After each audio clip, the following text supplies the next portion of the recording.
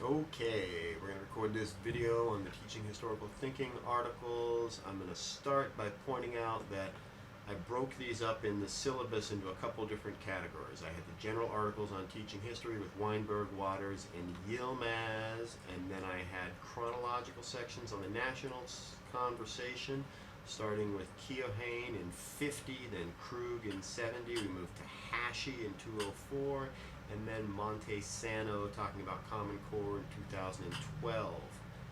I also included two articles on the Teaching American History program, which came partially out of No Child Left Behind in early 2000s, 2001, 2002, and the shift to actually educating teachers in how to do all of this wonderful teaching historical thinking. So in this interview, I'm going to drop in on the various articles and discuss them just in this interview. In this recording, I'm going to drop in on the articles and discuss them a little bit. This is the Keohane article from 1950. He is arguing that you need to use primary sources, that textbooks aren't sufficient. And he says, we've done this at a course in his college and it can be done other places. The real question is not whether average college students can do it, but whether or not colleges wish to sponsor such a course. And then he talks about the methods associated with it, discussions, small sections, and it's not too much on method. There's no national conversation in this article, and he's saying that if we use primary sources in addition to textbooks, we will greatly enhance and vitalize the teaching of history. Krug, now we're jumping forward to 1970, so it's 20 years later. And although there still is no national conversation going on, he is saying that if we use primary sources, we will learn more about what it means to be a historian, linking to that human experience. There's still no national conversation, and there's not too much talk about method. All right, then finally we get to Sam Weinberg, Historical Thinking and Other Unnatural Acts. He's writing in 1999, is that right?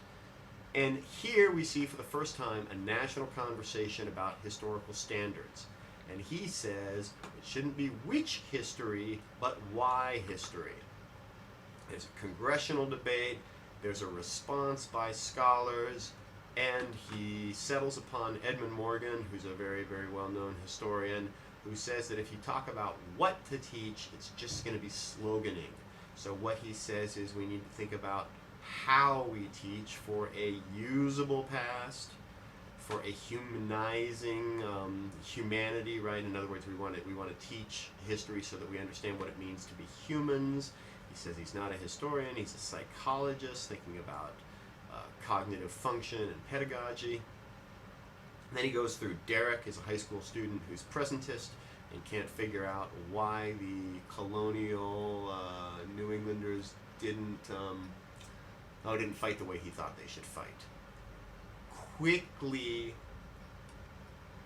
Weinberg says the past should be strange. He uses Ginsberg, he uses Darnton, and he uses White. All historians who are saying the past is strange, and that's the value of it. So it's unnatural, but we should try and understand what the past looked like.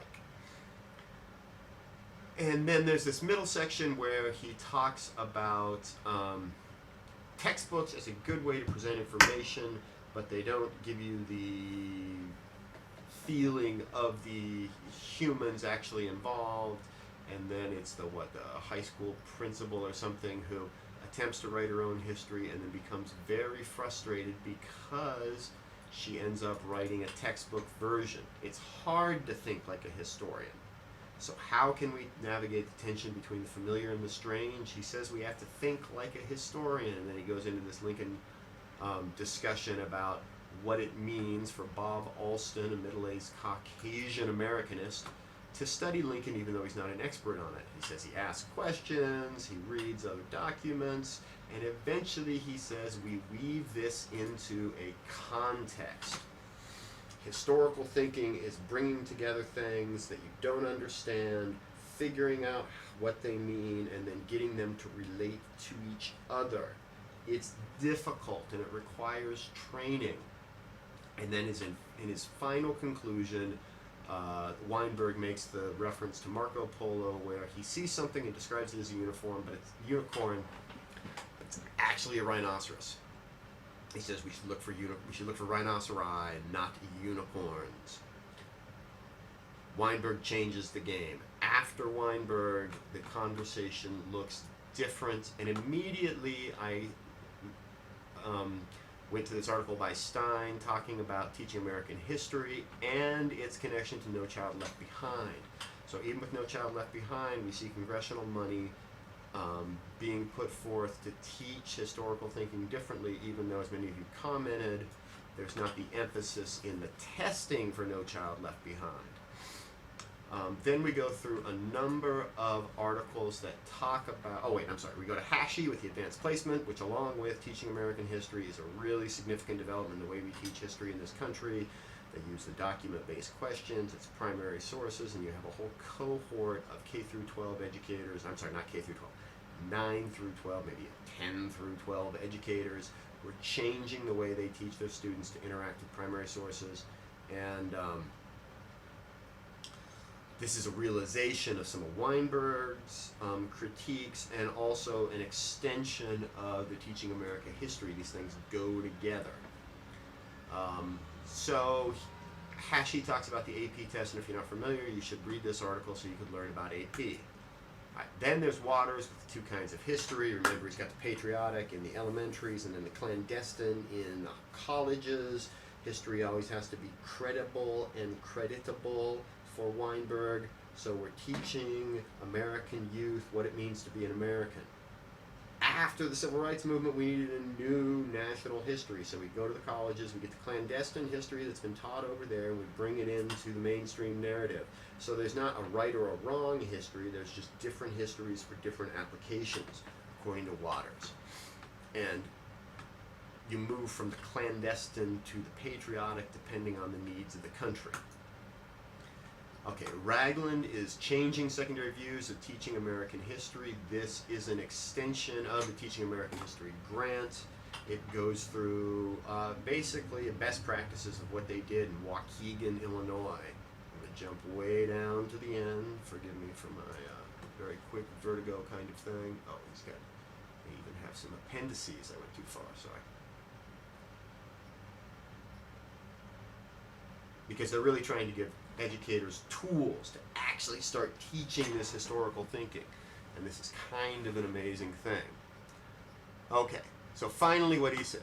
Even based on the results so far revealed by this project, we would recommend that professional development activities that seek to improve the teaching of history in secondary classrooms seriously consider replicating the goals and activities that appear to contribute to our success. So they say, we tried this in the Teaching American History program, and it worked.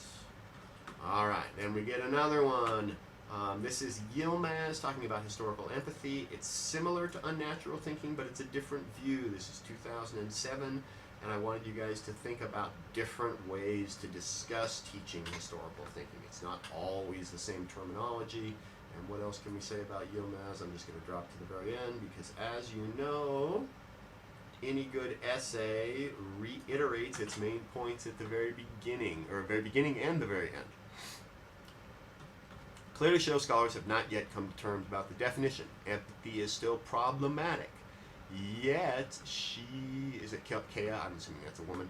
To fill stage process, educational researchers can examine historiography, see how it happens. Educational researchers' neglect of historiography is one of the reasons for the shortcomings on research in history education. I would suggest new studies become conducted not only on historical empathy, but the teaching and learning of history by drawing sufficiently on the implications of historiography. So you get Kea Yilmaz is trying to bring in not only the pedagogy on teaching and learning, but historiography, and really join together teacher education preparation. Okay, Phi Delta Kappan. This is Montesano talking about Common Core, and what he says is Common Core is a realization of all these different strategies that we've been talking about all the time. That Common Core really fits nicely with teaching historical thinking, although many of you have a more adversarial approach to Common Core, and I'd suggest that you look a little closer at what the standards are: evaluating sources, citing material accurately, analysis of sources. And I think Common Core and teaching historical thinking literature is really more aligned than many of you connected, let's say, in your essays.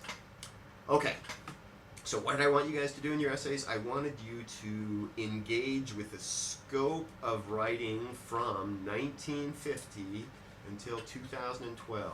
I wanted you to have a strong thesis that you supported with evidence. I wanted you to talk about teaching American history as part of No Child Left Behind, potentially. I wanted you to talk about AP and their document-based questions as an emphasis on using primary sources, and then where are we at in the conversation? Where has this led us?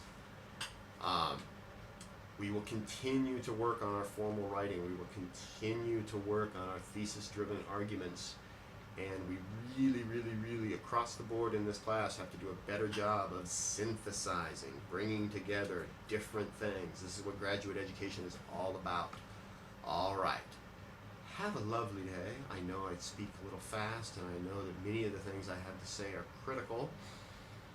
I wish we had time to joke. I wish we had time to enjoy each other's company, but it's an online setting, and so we do what we do. Enjoy. I'm happy to arrange conversation if you guys want to try and just give me a phone call or use video or some other thing. Keep on keeping on, and we'll see you out there in cyberspace. All right. Bye-bye.